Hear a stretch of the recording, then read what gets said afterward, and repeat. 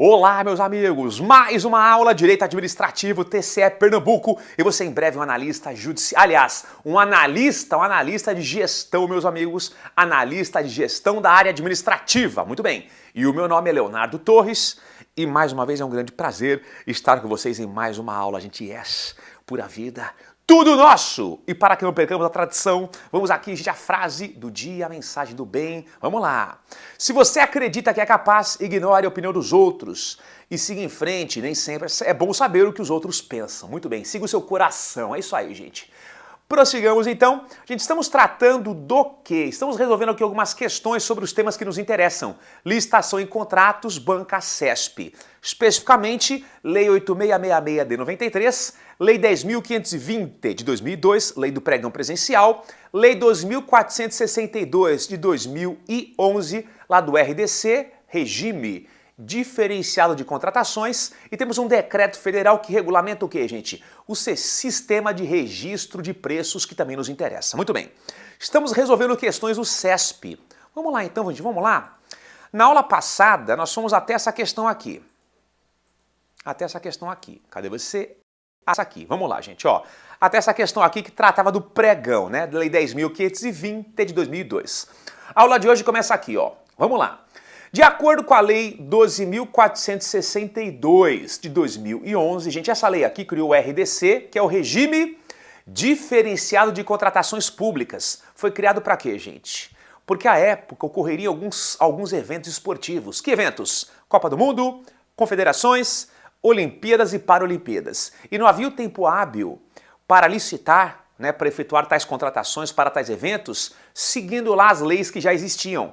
Porque, né, necessitava ser de uma lei um pouco mais dinâmica, uma lei um pouco mais rápida. E segundo, gente, para tais contratações não era possível seguir um padrão comum de licitação. Ah, tem que ser a bola de vôlei em casa, tem que ser a vara lá pro salto com vara, uma vara específica. Então foi criado um regime diferenciado. Qual que é a crítica, gente?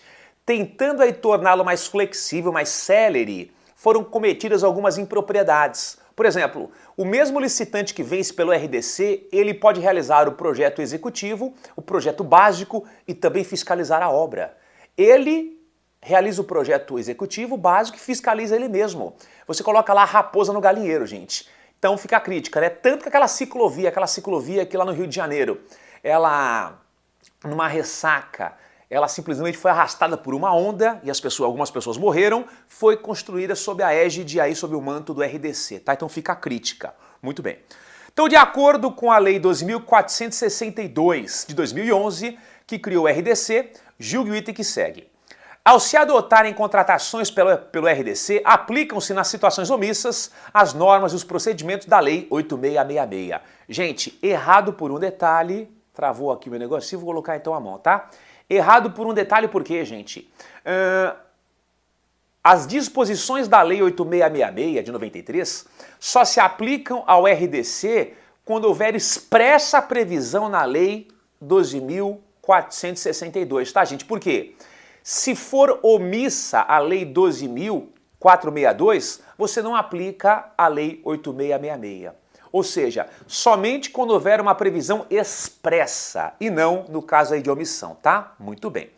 Vamos então para a próxima questão, gente. Próxima questão, ela vai tratar do quê? Próxima questão, ela vai tratar do pregão. Vamos aqui, ó. Pregão, lá da Lei 10.520 de 2002. A modalidade de licitação pregão se aplica às hipóteses de compra de quaisquer bens ou serviços em todas as ofertas, aliás, em todas as esferas da federação. Gente, questão errada por um detalhe. Gente, o pregão, ele só é utilizado para aquisição de bens ou serviços comuns, tá? E não quaisquer bens ou serviços. O que é um bem ou serviço comum? Aquele bem ou serviço que é padrão, gente, padrão, tá? Que você identifica aí com uma simples visualização lá no edital, ok? Muito bem. Mais uma questãozinha. O sistema de registro de preços, previsto aqui no artigo 15 da Lei 8666 e regulamentado pelo Decreto 7892 de 2013, é o conjunto de procedimentos para o registro formal de preços relativa à prestação de serviços e aquisição de bens de contratações já realizadas. Gente, cuidado por quê?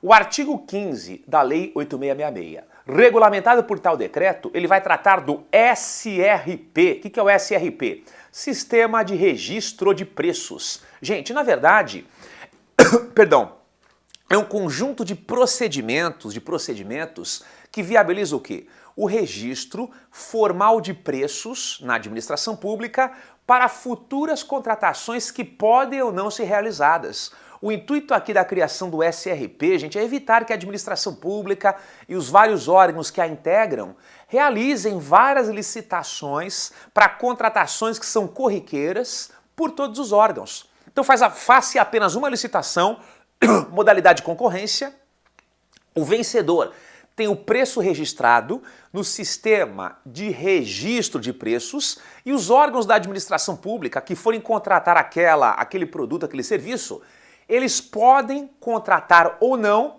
aquele indivíduo que teve o preço registrado, né, que venceu a concorrência, sem licitação. Eles podem contratar aquele indivíduo que venceu lá a concorrência e teve o preço registrado, gente, sem licitação. Isso otimiza a atuação da administração pública. Ao invés de fazerem, 1000 licitações, faça uma só. Ok, gente? E são, na verdade, para futuras contratações que podem ou não ocorrer. Então a questão é errada por um detalhe, gente. Ela fala o seguinte, ó, relativa à prestação de serviços e aquisição de bens de contratações já realizadas, não, que serão realizadas. Ok, gente? Questão errada. Mais uma aqui.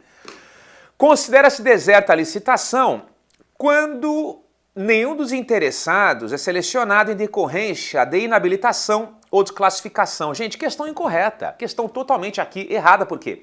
O caso aqui não é de licitação deserta. Licitação deserta é quando não existem interessados. Aqui é o caso do quê? De licitação, gente, fracassada e não deserta. Licitação fracassada e não deserta. Beleza? Muito bem. Prossigamos então. Mais uma questãozinha aqui, gente, ó. A venda de bens públicos, a venda de bens públicos imóveis se subordina aos seguintes requisitos. Cuidado, hein? Alienação por venda de bens públicos imóveis. Aos seguintes requisitos. Gente, perdão, eu comi aqui uma semente de abóbora torrada. Ficou um pedacinho aqui na minha garganta. Eu vou tomar uma água. Quase morrendo aqui. Só um minutinho, tá, gente? Desculpa. Ai, que beleza. Eu fui querer ser fit, né? Fui querer ser natureba. Comi a sementinha aqui de abóbora torrada, que é uma delícia. Ela ficou presa aqui na minha garganta. Vou morrer, tá, gente? Calma lá. Se eu não aparecer alguns segundos, chame o SAMU. Nossa, que sensação maravilhosa. A gente peço desculpas, tá? Pela indelicadeza. Mas enfim, né? Acontece. Pior que ela tá lá ainda, mas vai ficar. Vamos lá, até o final da aula. Com a semente de abóbora torrada na garganta. Vamos lá, gente, fé em Deus. Ó, a venda de bens públicos imóveis se subordina aos seguintes requisitos. Interesse público devidamente justificado. É realmente, para a administração alienar um bem público, é fundamental, gente, o interesse público devidamente justificado, tem que ter avaliação prévia. Tem que ter também o que, gente? Lei autorizativa e também tem que ter o que? Licitação, em regra na modalidade o que? Concorrência. Gente, são requisitos aí para que a administração pública aliene um bem público imóvel. Interesse público, avaliação prévia, lei autorizativa e licitação em regra, modalidade de concorrência. Muito bem. Gente, só um toque, ó. Se for um bem público móvel, qual que é a diferença? Então, alienação de bem público móvel. Avaliação prévia, não tem que ter lei autorizativa, não precisa, só que por outro lado, gente, é fundamental que o bem público móvel seja inservível. Então, bem público móvel, avaliação prévia, tem que ser inservível e licitação em regra e modalidade de concorrência. Alienação de bem público imóvel, lei autorizativa, avaliação prévia, licitação também e o interesse público aí devidamente motivado. Legal. Vamos para a próxima aqui, então, vamos lá, gente, ó. O princípio do sigilo na apresentação das propostas foi implicitamente revogado com o advento aqui da Constituição de 88, a Constituição Cidadã. Muito bem. E legislação posterior, que determina que o procedimento licitatório ele será regido pelo princípio da publicidade. Gente, tem questão incorreta por um detalhe, gente. Realmente, em regra, as licitações são públicas, só que tem uma fase que é sigilosa, justamente essa, gente. O conteúdo das propostas até a respectiva abertura. Aliás, para um pouquinho, leio de novo a questão.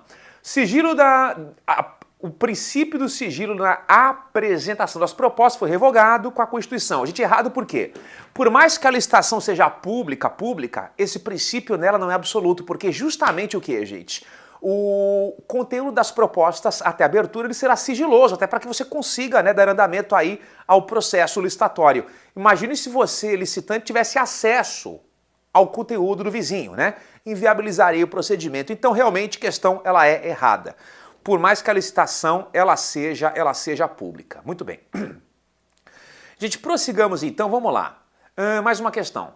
A modalidade de licitação pregão, nos termos da legislação vigente, somente pode ser adotada aqui no âmbito da União. Gente, hoje essa questão é errada, por quê? No começo, realmente, o pregão, ele só era utilizado pela administração pública federal, Só que o pregão, gente, atualmente ele é utilizado por qualquer nível de administração pública e não somente pela administração pública federal. Então, questão errada, questão incorreta. Ok? Muito bem, vamos lá então. Prossigamos, gente, mais uma questãozinha.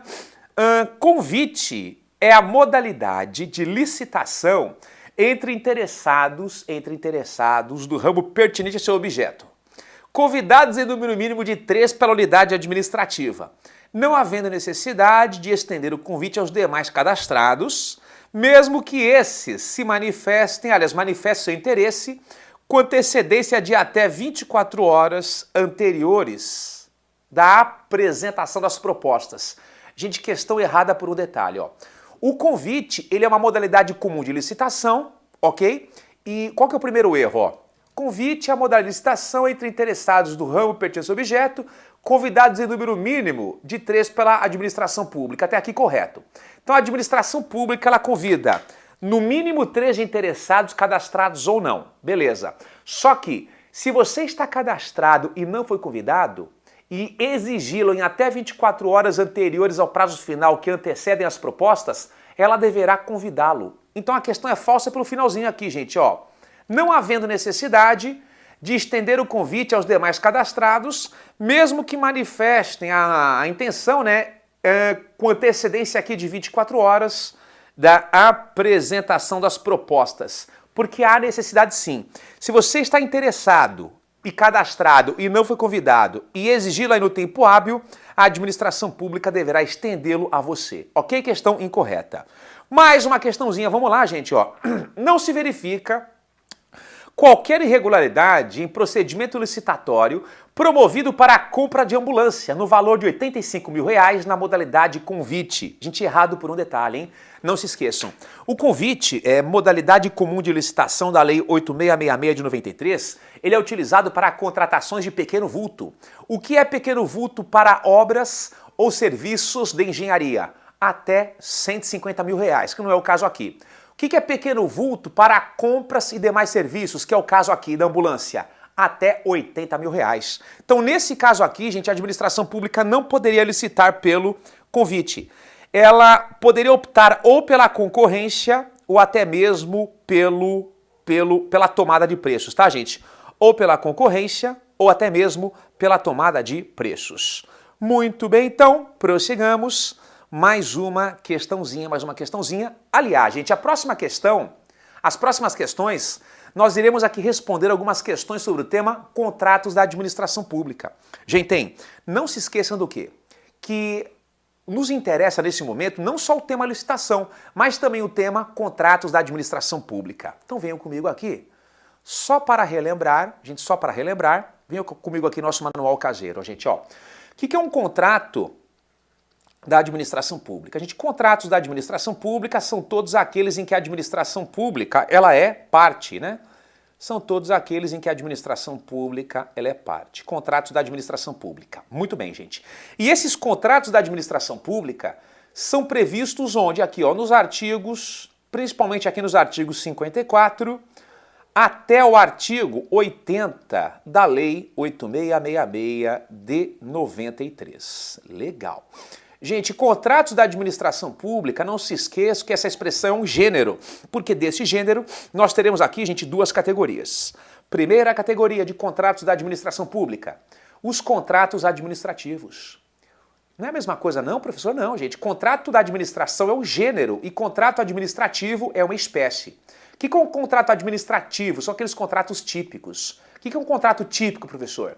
São aqueles em que a administração pública age como tal, gente. Como tal. Como assim como tal? Ela age com prerrogativas, com vantagens. Pode alterá-lo sem a sua concordância, pode rescindi-lo sem a sua concordância, dentre outras prerrogativas. Só que da mesma forma que a administração aqui tem prerrogativas, vantagens, ela está sujeita a sujeições. O que são sujeições? Certos controles, certas amarras que não se aplicam a contratos celebrados entre particulares. Tem que publicar lá em Diário Oficial o resumo, tem que ter um prazo máximo em regra de 12 meses. Gente, ele tem prerrogativas e sujeições. Legal. Só que nós temos aqui uma segunda modalidade de contratos da administração. São os contratos de direito privado da administração pública, gente. O que é um contrato de direito privado, contratos de direito privado da administração pública? Gente, contratos de direito privado da administração pública são aqueles contratos atípicos. O que é um contrato atípico? São aqueles em que a administração pública, gente, não age como a administração pública, não. Pelo contrário, ela age equiparada a particulares. Ela age equiparada, lógico, guardada aí as devidas proporções a particulares. Ela perde prerrogativas e também perde algumas sujeições. Gente, por exemplo, vários exemplos, ó, contratos bancários, contratos de financiamento, seguro. A administração pública age equiparada a particulares. Muito bem. Vamos aqui às questões, então, em questão. Vamos lá. Volta para cá. Sai daqui, seu feio. No caso eu, né, gente? Muito bem. A administração pública pode rescindir unilateralmente o contrato administrativo, né, o típico, devendo motivar formalmente a sua decisão e assegurar ao particular a ampla defesa e o contraditório. Gente, questão correta. A administração pública, uma das prerrogativas dela é rescindir o contrato unilateralmente. Só que a administração pública, para tanto, é fundamental que ela motive, que assegure a você a ampla defesa, o contraditório. É fundamental que a administração pública também o indenize por danos emergentes, ou seja, tudo que você investiu e não amortizou. Ela não irá indenizá-lo pelos lucros cessantes, aquilo que você deixou de ganhar, né? Aquela expectativa de lucro, mas pelos danos emergentes será indenizado, tá, gente? Então aqui, a banca CESP traz alguns requisitos para que haja rescisão por parte da administração pública. Motivar a sua decisão e assegurar ao contratado aqui, gente, uma manifestação prévia. Por mais que não sejam os únicos requisitos, como não há expressão taxativa, apenas estes, a questão ela é corretíssima, corretíssima. Legal? Gente, prossigamos então. Mais uma questãozinha aqui que nos interessa. Vamos lá, gente, vamos lá. O caráter personalíssimo de um contrato administrativo, ele não é absoluto, podendo, em determinadas circunstâncias, o licitante vencedor do certame ser substituído. Gente, questão correta. Peraí que travou aqui, vamos colocar a mão então. Questão correta, gente. Em algumas situações, realmente, o vencedor do certame, ele pode ser o quê, gente? Substituído. Em regra, os contratos são o quê? São pessoais, ok? Só que nem sempre aquele que foi o vencedor será o contratado. Gente, por exemplo, ó, tem algumas situações que o vencedor da licitação, o adjudicado, ele é convocado para assinar o contrato, não comparece no tempo hábil, a administração pública pode, por exemplo, convocar o segundo colocado na licitação e se ele topar celebrar o contrato nos mesmos moldes do vencedor, ele será lá o contratado. Então, em algumas situações, admite-se a substituição do vencedor do certame. Questão correta. Muito bem, agora voltou aqui o Czinho, tá? Questão correta, muito bem. Vamos lá então, gente, mais uma questão. O resumo do instrumento do contrato deve ser publicado na imprensa oficial, no prazo máximo de 20 dias a contar do 5º dia útil ao mês seguinte de sua assinatura. Yes! Questão corretíssima, gente. Ctrl+V, Ctrl+V, Ctrl+C, Ctrl+V, do artigo 60, sai daqui é isso, do artigo 61 da Lei 8666 de 93, tá, gente? Então, a administração pública, o contrato administrativo, ele só será eficaz. Como assim eficaz, professor? Ele só surtirá efeitos se o seu resumo, a sua ementa, o seu extrato for publicado em Diário Oficial em até 20 dias, a contar do 5º dia útil ao mês seguinte da celebração. Por exemplo, hoje é dia 21/7. Sexta-feira, como diz lá o Chico Pinheiro, graças a Deus. Muito bem, dia da maldade, né? Dia de tomar ponche, dia da maldade. Mas enfim, gente, hoje é dia 21/7. Hoje a administração pública celebra um contrato administrativo. Legal. Mês seguinte, mês 8, eu conto 1, 2, 3, 4, 5 dias úteis ao mês seguinte da celebração do contrato, e a partir dessa data ela tem o quê? 20 dias contínuos para publicar o resumo em Diário Oficial. Legal. Vamos lá, mãozinha. Embora os contratos administrativos possam ser prorrogados, é vedado à administração pública estabelecer o contrato com prazo de vigência indeterminado. Gente, questão é uma obra de arte, questão correta. Artigo 57 da Lei 8666 estabelece o quê, gente? Que todo contrato administrativo, ele terá uma duração determinada. A gente tem uma duração determinada. Beleza? Muito bem. E a lei fala o seguinte, gente, que o contrato administrativo, ele durará enquanto dura lá o orçamento, que é estabelecido aqui na Lei Orçamentária Anual. Então, o contrato administrativo dura enquanto perdura o orçamento. E a lei que define o orçamento é a Lei Orçamentária Anual. Qual que é o prazo máximo em regra de um contrato administrativo? 12 meses. Em regra, porque nós temos exceções onde a própria lei admite a prorrogação por um prazo maior. Lhes darei um exemplo sem esgotá-los, tá, gente? Por exemplo, ó, locação de serviço ou equipamentos de informática. Admitem-se prorrogações sucessivas sem licitação por até 48 meses, tá? É uma exceção, uma das exceções à regra. Muito bem. Vamos lá, gente, ó. Vamos prosseguir. Mais uma questãozinha. Será nulo qualquer contrato administrativo, aliás, será nulo qualquer contrato administrativo celebrado e ajustado verbalmente pela administração pública. A gente é errado por um detalhe, falso, né? O padrão é que errado. Errado por quê, gente? Em regra, realmente, os contratos administrativos são escritos.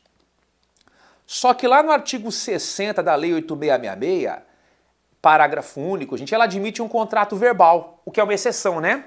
Se for uma compra para pronto pagamento em regime de adiantamento e desde que o valor da compra não supere em 5% o limite da modalidade convite de licitação para compras, admite-se um contrato verbal.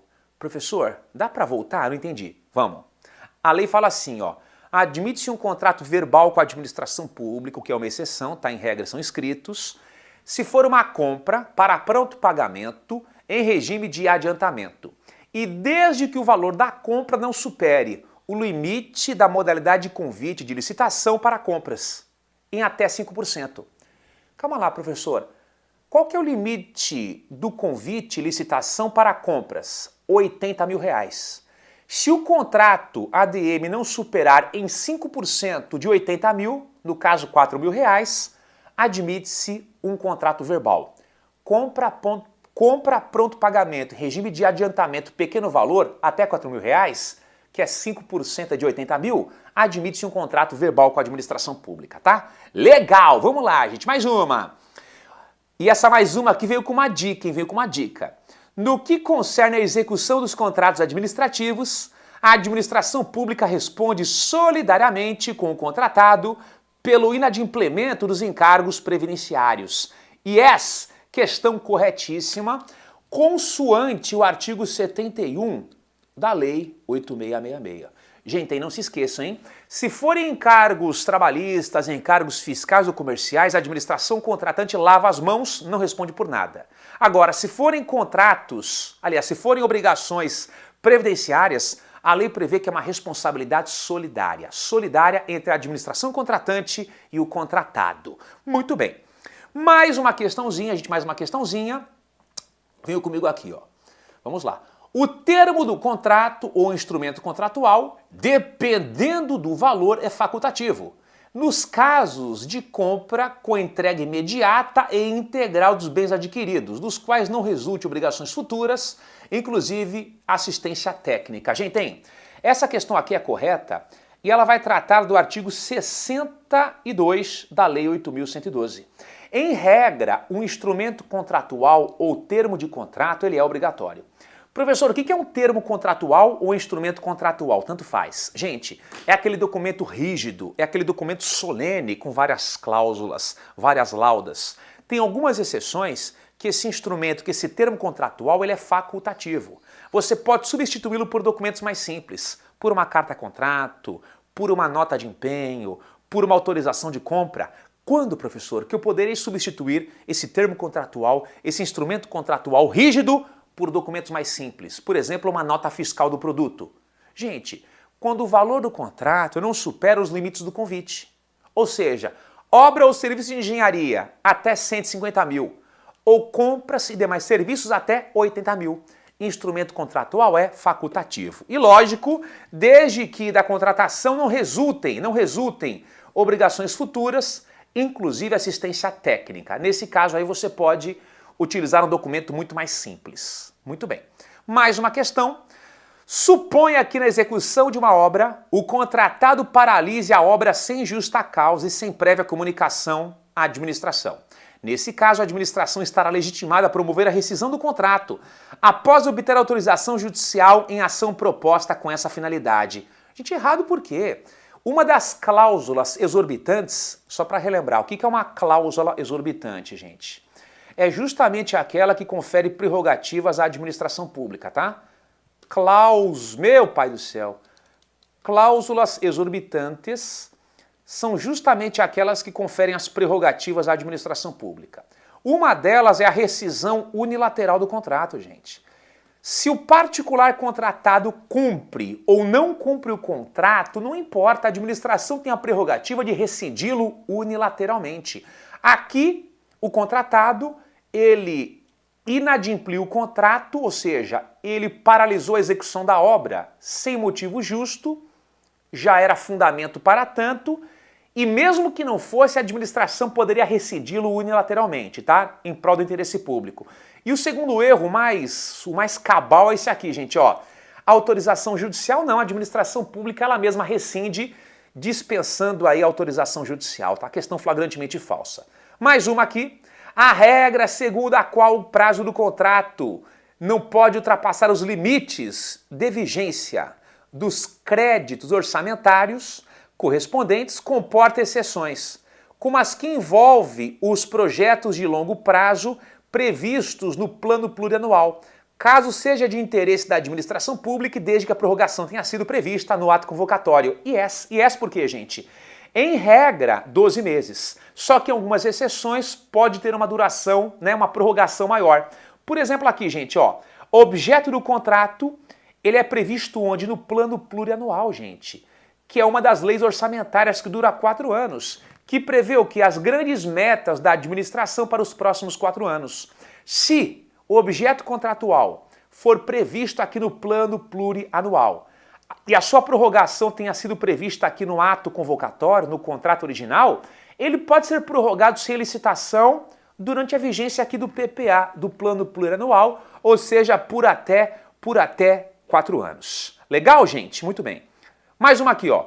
Considere que uma sociedade empresária tenha celebrado o contrato administrativo de prestação de serviço com o órgão público. Em tal situação, caso a administração julgue conveniente a substituição da garantia da execução, o contrato poderá ser alterado unilateralmente. Errado por quê, gente?